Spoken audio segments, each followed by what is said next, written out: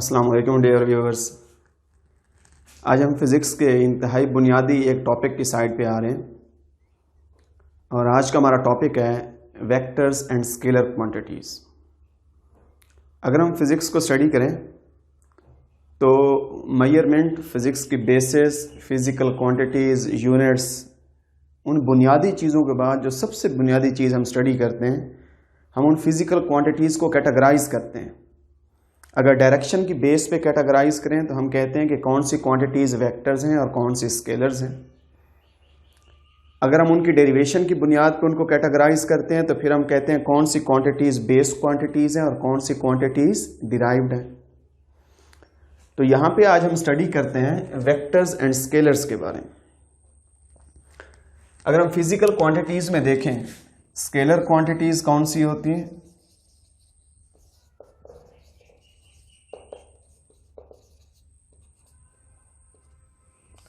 Scalar quantities वो quantities हैं जिन quantities की डायरेक्शन नहीं होती, इनको बोल देते हैं हम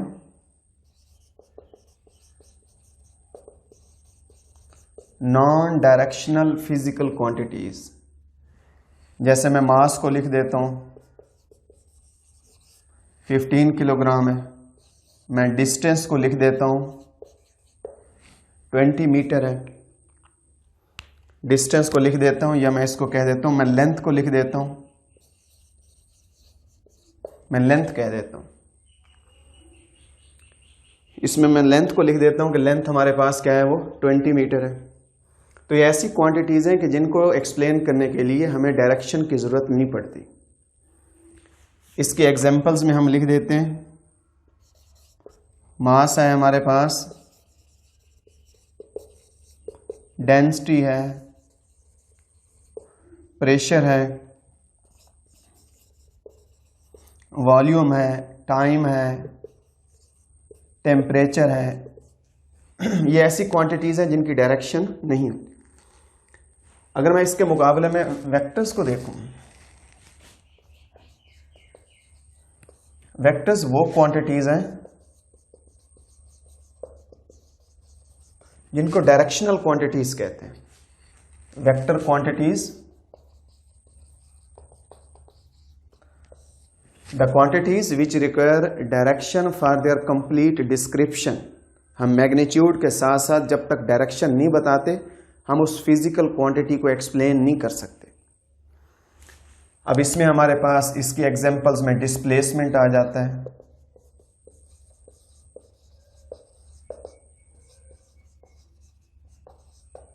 वेलोसिटी है, एक्सेलरेशन है, फोर्स है,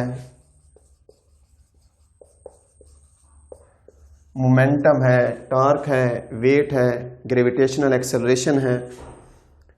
तो इन क्वांटिटीज को बोल देते हैं कि जो, जैसे फर्ज करें डिस्प्लेसमेंट को लिखें। अगर हमें स्कूल का एक टीचर कहता है कि आप 20 मीटर का डिस्प्लेसमेंट कवर करें, तो हम फौरन पूछेंगे कि सर हमने किस सिमत में डिस्टेंस कवर करना है। मीन्स कि जब तक उस टीचर ने डायरेक्शन नहीं बताई उसकी बात कंप्लीट नहीं हुई। उसने ये बता दिया है कि डिस्प्लेसमेंट कितना है, 20 मीटर, डायरेक्शन उसने बाद में बताई है नॉर्थ की, तो फिर हम क्लियर हो जाएंगे कि हमने 20 मीटर नॉर्थ वाली साइड पे मूव करना है। यानी जब तक हमने उसमें डायरेक्शन नहीं बताई उस क्वांटिटी की, तब तक हमने उस क्वांटिटी को प्रॉपरली एक्सप्लेन नहीं किया। ये वेक्टर्स होते हैं कि जो अपनी डायरेक्शन के बगैर, यानी ये उसकी मैग्नीट्यूड है 20 मीटर, उसका प्रॉपर यूनिट है, यूनिट बता रहा है कि क्वांटिटी कोई डिस्प्लेसमेंट की है। अगर यहां न्यूटन होता तो पता चल जाता कि ये फोर्स है 20 न्यूटन की। तो डायरेक्शन क्या है उसकी, यानी इसमें तीन चीजें हैं, उसकी मैग्नीट्यूड क्या है, उसका ये यूनिट क्या है जो हमें बता देता है कि ये कौन सी क्वांटिटी है, और तीसरी चीज है कि उसका क्या होती है, डायरेक्शन होती है। डायरेक्शन के बगैर एक्सप्लेन नहीं कर सकते। ये हमारे पास है वेक्टर क्वांटिटीज। जो वेक्टर्स होते हैं, वेक्टर्स के लिए हम वेक्टर अलजबरा को फॉलो करते हैं।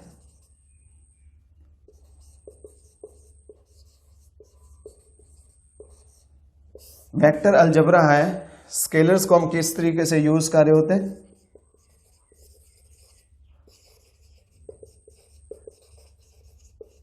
सिंपल अरिथमेटिक रूल्स हैं जो हम मेथड्स हमने क्लास 1 से लेकर ग्रेड 10 तक पढ़े हैं। लेकिन वेक्टर्स के लिए इनके एडिशन का अपने रूल्स हैं, इनके सब्ट्रैक्शन के अपने रूल्स हैं, इनकी मल्टीप्लिकेशन के अपने रूल्स हैं। तो उस अलजबरा को बोल देते हैं वेक्टर अलजबरा। तो इस चैप्टर में मोस्टली हमने वेक्टर अलजबरा को स्टडी करना। अगर मैं वेक्टर की रिप्रेजेंटेशन पे आ जाऊं कि वेक्टर्स को किस तरीके से हम रिप्रेजेंट करते हैं,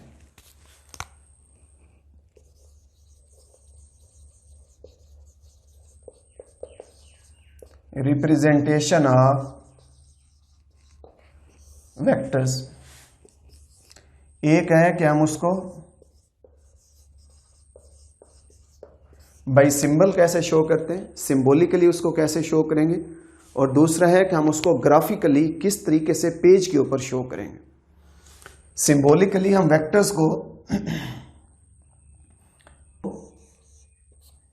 ये हमारे पास वेक्टर ए है, हम इसके नीचे भी एरो लगा देते हैं, इसके नीचे एरो यूं लगा देते हैं, हम उसको बोल्ड करके भी लिख सकते हैं यूं। ये 3 मेथड्स हैं वेक्टर्स को शो करने के।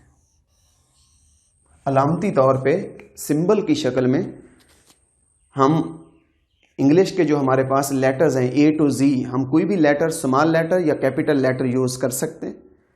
अलामती तौर पे या उसके ऊपर एरो लगाएंगे या उसके नीचे एरो लगाएंगे। कुछ मैथमेटिक्स की बुक में नीचे एरो लगा देते हैं। फिजिक्स की जो टेक्स्ट बुक है हमारी, जो पाकिस्तान में रैजुल वक्त है, जो टेक्स्ट बुक है, टेक्स्ट बुक में उसमें उस लेटर को बोल्ड करके शो करते हैं। आपको पूरी बुक में एरो नजर नहीं आएगा, लेकिन हम उसको जब भी लिखेंगे, हम अपने उसकी प्रिपरेशन के लिए लिख रहे हैं, हम एग्जाम के अंदर बैठ के लिख रहे हैं, हम हमेशा लेटर के ऊपर एरो लगाते हैं। हमने हमेशा उसको इस तरीके से लिखना। अगर मैं इस पे इसके दोनों साइड्स के ऊपर मॉड लगा दूं, यूं, मॉड उसकी डायरेक्शन को खत्म कर देता है। इसको मॉडुलस ऑफ वेक्टर कहते हैं। जब उसकी डायरेक्शन को खत्म करेगा तो वो चीज क्या बनेगा? यूं ए। और इसको क्या बोल देते हैं? वेक्टर की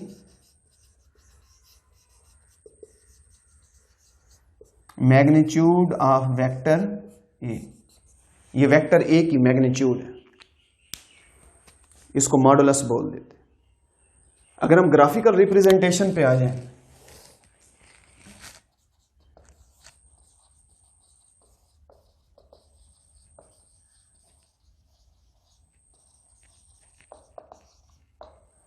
graphically a vector is represented by a straight line with arrow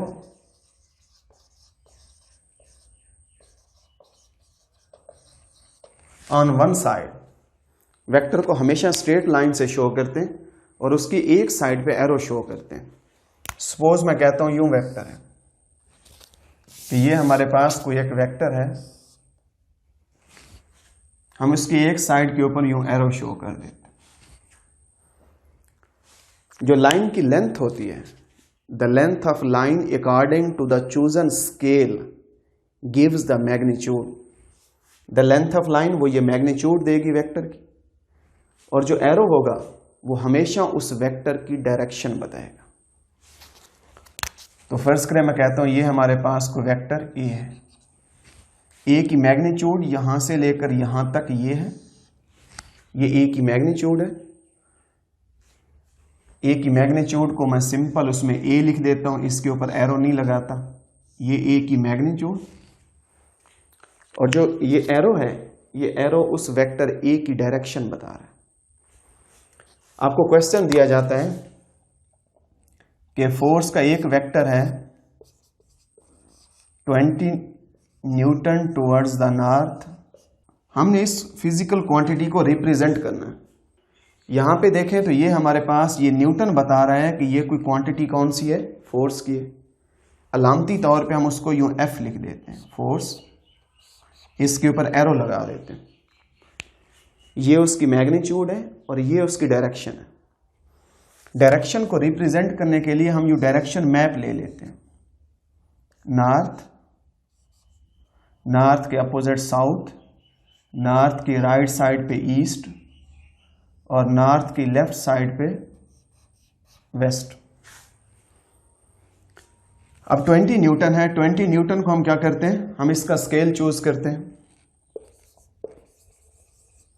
scale हम ये चूज करते हैं that 20 newton is equal to 2 newton is equal to 1 centimetre. अगर दोनों साइड को 10 से मल्टीप्लाई कर दें तो 10 सेंटीमीटर की जो लाइन होगी वो 20 न्यूटन को रिप्रेजेंट करेगी। हम उस फिजिकल क्वांटिटी को लाइन की शक्ल में इस तरीके से रिप्रेजेंट करेंगे। यूनिट हमेशा देखें, ये फोर्स है, जो लाइन खींचेंगे वो तो लेंथ शो करेगी। हम किसी दूसरी क्वांटिटी को लेंथ के इक्विवेलेंट स्केल के अंदर उसको एडजस्ट करते हैं। स्केल अपनी मर्जी से आप कोई भी ले सकते हैं। आप ये ले लें कि 1 newton is equal to 1 centimetre, फिर 20 सेंटीमीटर की जो लाइन होगी वो 20 न्यूटन को शो करेगी। अब हमने 10 सेंटीमीटर की लाइन खींचनी है और उसकी डायरेक्शन किधर रखनी है, हमने नॉर्थ की। नॉर्थ किस डायरेक्शन पे, यहां से अपवर्ड। तो यूं करके ये नॉर्थ है, यहां से लेकर यहां तक ये 10 सेंटीमीटर की ये लाइन है। 10 सेंटीमीटर की ये लाइन ये 20 न्यूटन को रिप्रेजेंट करती है कि उसकी डायरेक्शन यूं अपवर्ड है।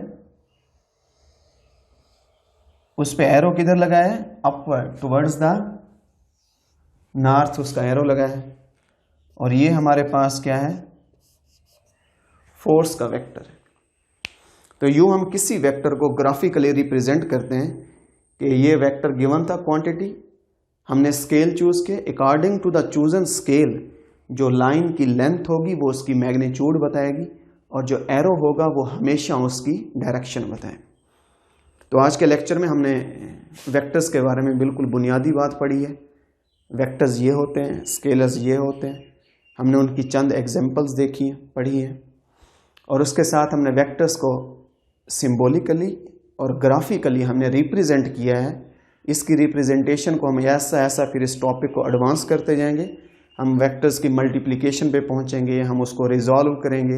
ये पूरा हमने वेक्टर अलजबरा चैप्टर नंबर 2 में स्टडी करना। Thank you. Thanks for watching. For more updates, download Study Grip app from Google Play Store.